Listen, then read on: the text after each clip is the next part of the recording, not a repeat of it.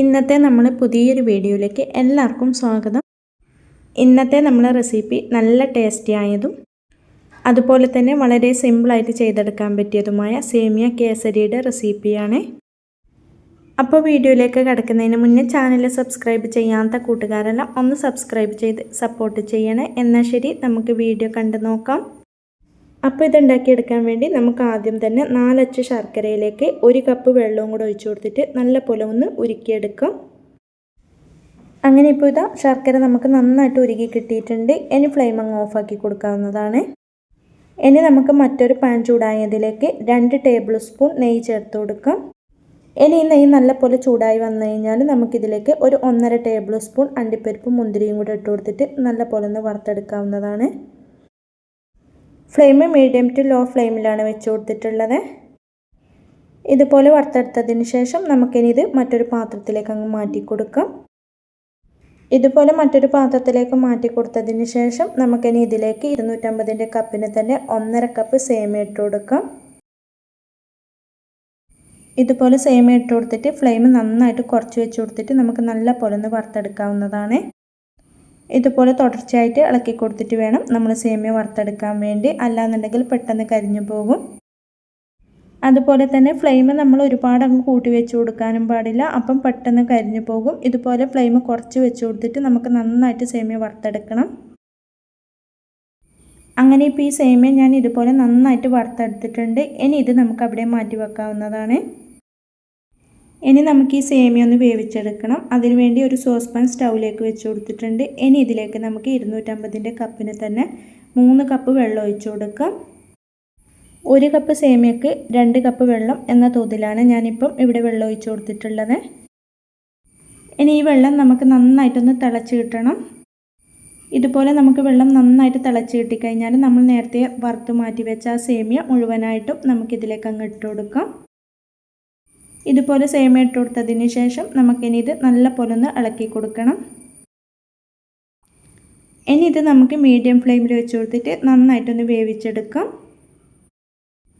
സേമിയ ആയതുകൊണ്ട് നമുക്ക് പെട്ടെന്ന് വെന്ത് കിട്ടും. ഒരുപാട് സമയമൊന്നും വെക്കേണ്ട ആവശ്യമില്ല. വെന്തങ്ങോ ഉടഞ്ഞു പോകേണ്ട ആവശ്യമില്ല. നമുക്കൊരു പാകത്തിനുള്ള വേവായി കിട്ടിയാൽ മതി. അങ്ങനെ ഇതിപ്പം പാകത്തിനുള്ള വേവായി കിട്ടിയിട്ടുണ്ട്. ഇനി ഇതിലേക്ക് നമുക്ക് നമ്മൾ നേരത്തെ ഉരുക്കി മാറ്റി വെച്ച ശർക്കരപ്പാനി ഇതുപോലെ ഇതിലേക്ക് അരിച്ചിട്ട് അങ്ങ് ചേർത്ത് കൊടുക്കണം. ശർക്കരപ്പാനി മുഴുവനായിട്ടും ഇതിലേക്ക് അങ്ങ് ചേർത്ത് കൊടുത്തിട്ടുണ്ട്. ഈ സമയത്ത് നമുക്കിതിലേക്ക് ഒരല്പം ഉപ്പും കൂടെ ചേർത്ത് കൊടുക്കാം. മധുരം ഒന്ന് ബാലൻസ് ചെയ്യാൻ വേണ്ടിയാണ്. ഇനി ഇത് നമുക്ക് നന്നായിട്ടൊന്ന് ഇളക്കി കൊടുക്കണം. ഇതുപോലെ തുടർച്ചയായി ഇളക്കി കൊടുത്തിട്ട് ഇത് നമുക്ക് നല്ല പോലെ ഒന്ന് വറ്റിച്ചെടുക്കണം. ഫ്ലെയിം ഈ സമയത്ത് മീഡിയം ഫ്ലെയിമിൽ തന്നെയാണ് വെച്ച് കൊടുത്തിട്ടുള്ളത്. ഈ സമയത്ത് നമുക്കിതിലേക്ക് 1/4 ടീസ്പൂൺ ഏലക്കാപ്പൊടി, കൂടെ 1/4 ടീസ്പൂൺ ചുക്കുപൊടി ഇത്രയും ചേർത്ത് കൊടുത്തിട്ട് നന്നായിട്ടൊന്ന് ഇളക്കി കൊടുക്കണം. ഈ ശർക്കരപ്പാനി നമുക്ക് നന്നായിട്ട് വറ്റിയിട്ട് ഈ പാനിന് വിട്ടു വരുന്ന ആ സ്റ്റേജ് വരെ നമുക്കിതുപോലെ വറ്റിച്ചെടുക്കണം. അങ്ങനെ ഇപ്പം ഈ ശർക്കരപ്പാനി അത്യാവശ്യം വറ്റി തുടങ്ങിയിട്ടുണ്ട്. ഈ സമയത്ത് നമുക്ക് ഇതിലേക്ക് 1 ടേബിൾ സ്പൂണും കൂടെ നെയ്യ് ചേർത്ത് കൊടുക്കാം. ഇനി ഇത് നമുക്ക് വീണ്ടും നന്നായിട്ടൊന്ന് ഇളക്കി കൊടുക്കാവുന്നതാണ്. അങ്ങനെ ഇപ്പോൾ ഇതാ ശർക്കരപ്പാനിയെല്ലാം നമുക്ക് നല്ല പോലെ വറ്റി കിട്ടിയിട്ടുണ്ട്. ഇതുപോലെ പാനിന് വിട്ട് വരുന്ന ഈ ഒരു സ്റ്റേജായി കിട്ടിയിട്ടുണ്ട്. ഇനി ഇതിലേക്ക് നമുക്ക് നമ്മൾ നേരത്തെ വറുത്ത് മാറ്റി വെച്ച അണ്ടിപ്പരിപ്പും മുന്തിരിയും ഇതിലേക്ക് അങ്ങ് ചേർത്ത് കൊടുക്കാം. ഇതുപോലെ ചേർത്ത് കൊടുത്തതിന് ശേഷം നമുക്ക് വീണ്ടും നന്നായിട്ടൊന്ന് ഇളക്കി കൊടുക്കാവുന്നതാണ്.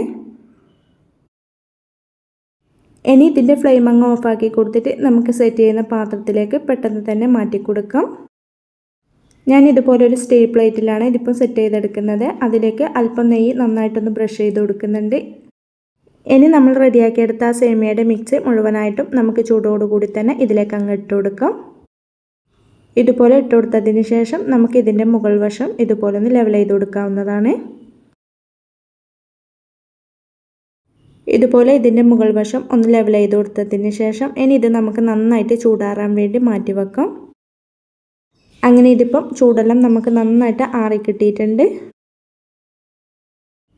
ഇനി ഇത് നമുക്ക് ഡിമോൾഡ് ചെയ്തെടുക്കാൻ വേണ്ടി ഇതിൻ്റെ സൈഡ് ഭാഗമെല്ലാം നമുക്കിതുപോലെ ഒരു സ്പാച്ചിൽ വെച്ചിട്ട് ഒന്ന് വിടിയിപ്പിച്ച് കൊടുക്കാം.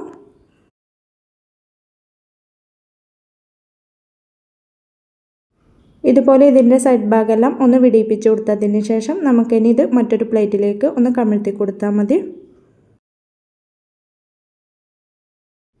അങ്ങനെ ഇതാ നല്ല ടേസ്റ്റി ആയിട്ടുള്ള സേമിയ കേസരി ഇവിടെ റെഡിയായി കിട്ടിയിട്ടുണ്ട്.